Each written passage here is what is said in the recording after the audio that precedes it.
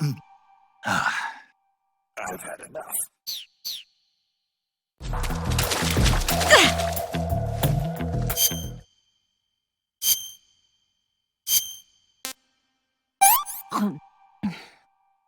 Hmm.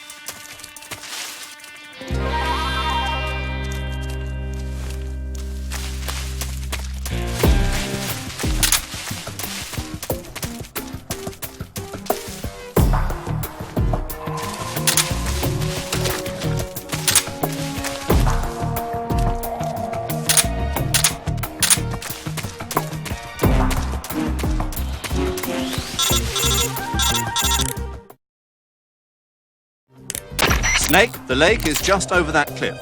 Eva should be able to climb it if you help her. Keep her close to you.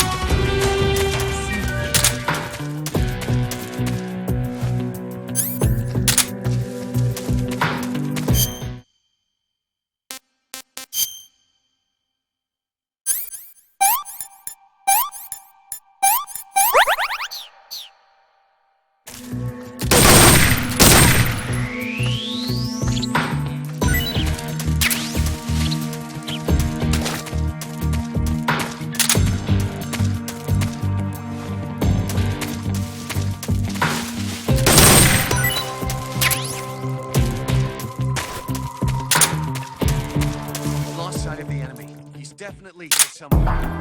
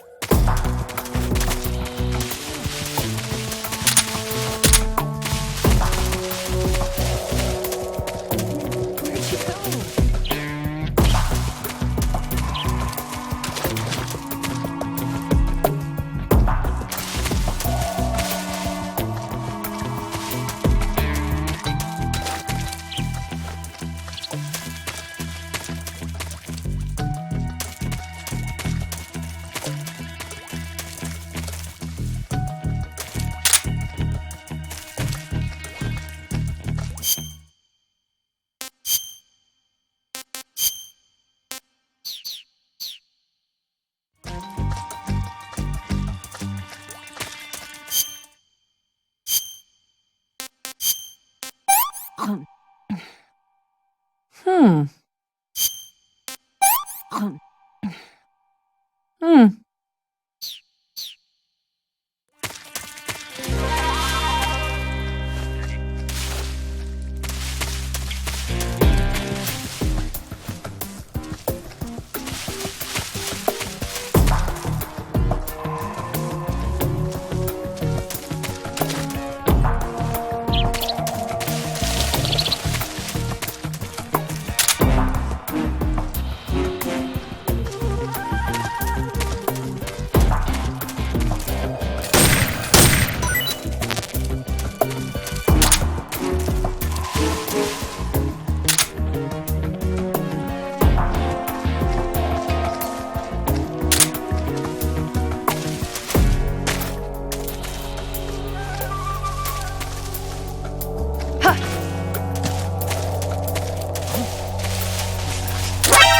see him.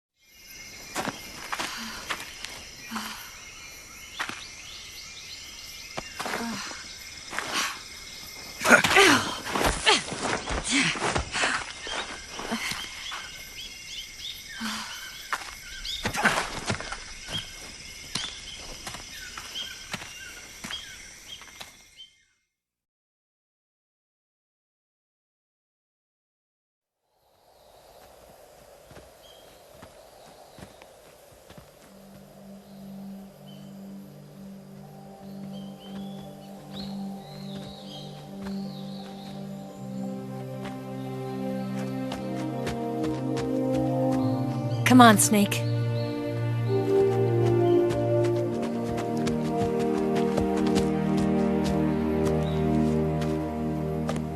We made it. We made it. Over there.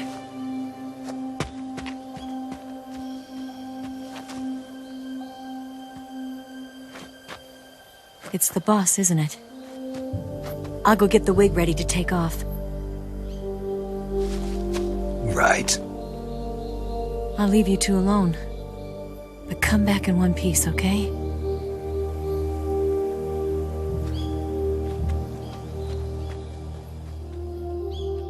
Promise me!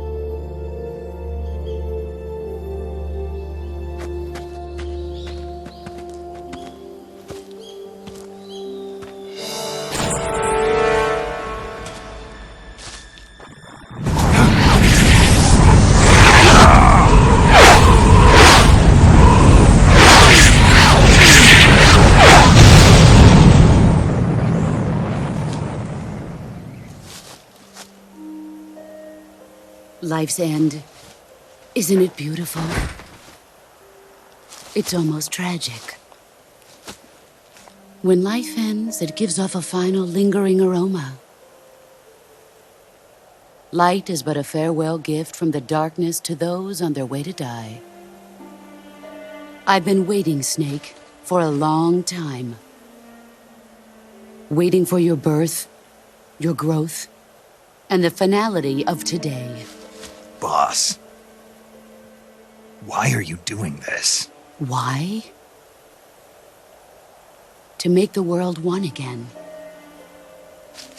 The world used to be whole. But with the end of the Second World War, the philosophers began to fight amongst themselves, and the world was torn apart. The Cobras, my comrades who trained and fought alongside me, were torn apart as well. The foibles of politics and the march of time can turn friends into enemies just as easily as the wind changes. Ridiculous, isn't it? Yesterday's ally becomes today's opposition, and this Cold War? Think back, when I was leading the Cobras, America and Russia were fighting together. Now, consider whether America and Russia will still be enemies in the 21st century. Somehow I doubt it. Enemies change along with the times, the flow of the ages, and we soldiers are forced to play along. I didn't raise you and shape you into the man you are today just so we could face each other in battle. A soldier's skills aren't meant to be used to hurt friends. So then what is an enemy? Is there such a thing as an absolute timeless enemy? There is no such thing, and never has been. And the reason is that our enemies are human beings like us. They can only be our enemies in relative terms. The world must be made whole again. The philosophers must be reunited. I will devote my skills to that purpose. And with the Colonel's money, I will achieve that end. Just as I once created the Cobras. They are my family.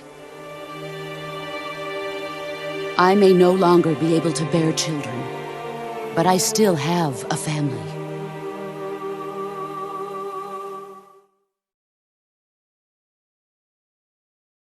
It was November 1st, 1951. I was in the Nevada desert participating in atomic testing. The name Nevada is derived from Spanish, covered in snow, white as snow. And snow is exactly what I saw in that Nevada desert. It froze my blood white.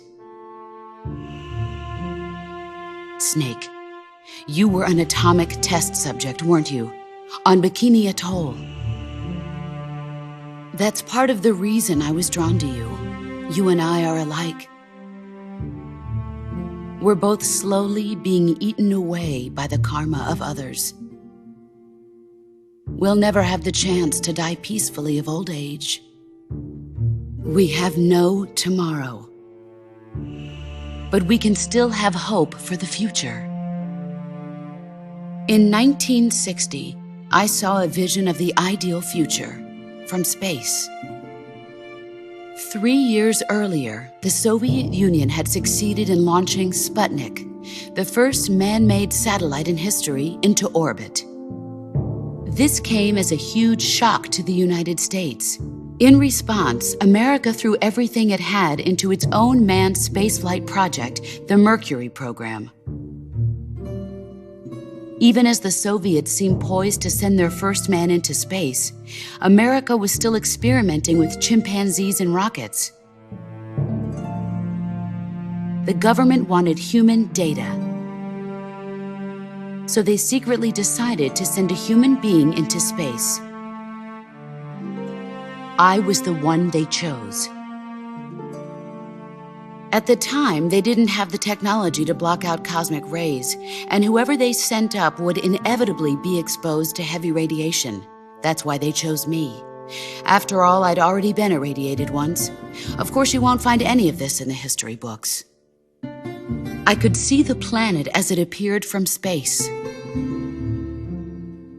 That's when it finally hit me. Space exploration is nothing but another game in the power struggle between the US and the USSR. Politics, economics, the arms race, they're all just arenas for meaningless competition. I'm sure you can see that, but the Earth itself has no boundaries. No East, no West, no Cold War. And the irony of it is, the United States and the Soviet Union are spending billions on their space programs and the missile race, only to arrive at the same conclusion. In the 21st century, everyone will be able to see that we are all just inhabitants of a little celestial body called Earth. A world without communism or capitalism, that is the world I wanted to see. But reality continued to betray me. In 1961, I was sent to Cuba, to Bahia de Cochinos. It was part of a CIA-sponsored invasion under the guise of taking Cuban exiles back to their country. But the US government betrayed them. Our weak-kneed president held back their air support. Defenseless, the exiles were annihilated by the Cuban army. All I could do was watch in silence. I was set up by the very country I'd sacrificed so much for, by the very government I dedicated my life to defending. I was driven from the surface world, and I went underground. Then, 2 years ago, I faced the Sorrow, my old comrade in battle. He was my friend. But one of us had to die. I was left with no choice. The Sorrow gave his life for me. There is no enmity between us. One must live, and one must die. That was the mission. The ones who gave me that mission were the philosophers. Early in the 20th century, the true holders of power in the United States, the Republic of China, and the newly formed Soviet Union gathered together in a secret meeting that would later be known as the Wise Men's Committee. The secret pact they formed there marked the beginning of the philosophers. But the last of the original members died in the 1930s. After that, the organization began to run out of control, and the Wise Men's Committee degenerated into a mere shell of its former self. The philosophers of today have no sense of good or evil. Their influence extends to countries and organizations involved in every aspect of every war. They have become war itself. That's how they operate. The sacrifices of war cause a shift in the times. This shift leads to renewed conflict, and in turn triggers the next war. Like a nuclear chain reaction, each conflict sparks countless others, forming an endless spiral that will continue on for eternity. Do you understand what I'm saying, Snake? By consuming me and you, the philosophers intend to keep that cycle going forever. It was my father who explained all of this to me. He was one of them. You see, I am the last remaining child of the philosophers. But after he revealed the truth, my father was killed by that same shapeless, formless organization. And my father isn't the only thing the philosophers have taken from me. In June of 1944, the Cobras and I took part in the landing at Normandy. We'd been given a top-secret mission to locate and destroy enemy V-2 rocket installations. I was pregnant at the time. The Sorrow was the father. I gave birth on the field of battle. A beautiful baby boy. But my child was snatched away from me by the philosophers.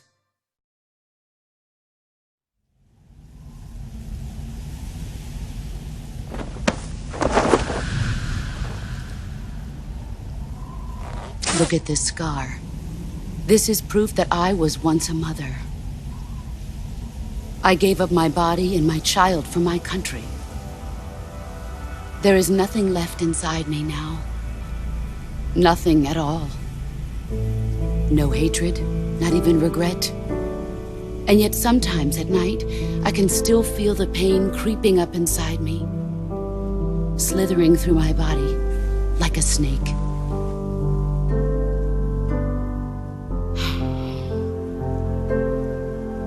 I've never talked this much about myself before. Thanks. Thanks for listening to me.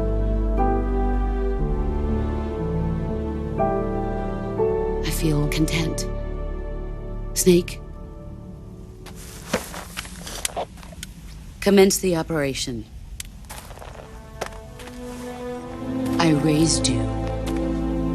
I loved you. I've given you weapons, taught you techniques, endowed you with knowledge. There is nothing more for me to give you. All that's left for you to take is my life, by your own hand. One must die, and one must live. No victory, no defeat. The survivor will carry on the fight. It is our destiny. The one who survives will inherit the title of boss. And the one who inherits the title of boss will face an existence of endless battle. I'll give you 10 minutes. In 10 minutes, Miggs will come and bomb the hell out of this place. If you can beat me in less than 10 minutes, you'll be able to escape in time. Let's make this the greatest 10 minutes of our lives, Jack. Boss. You're a soldier. Finish your mission. Prove your loyalty. Face me. Let's see what you're made of.